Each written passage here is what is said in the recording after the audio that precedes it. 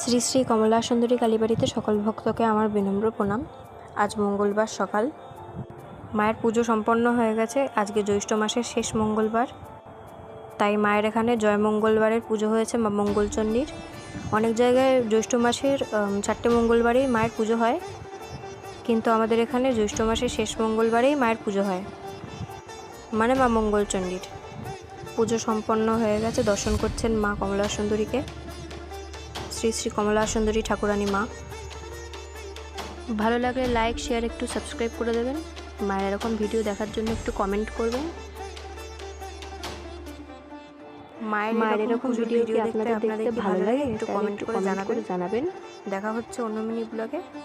আর ভুল ত্রুটি কিছু হলে ভিডিওতে একটু ক্ষমা করবেন। নমস্কার, দেখা হচ্ছে অন্য মিনি ব্লগে।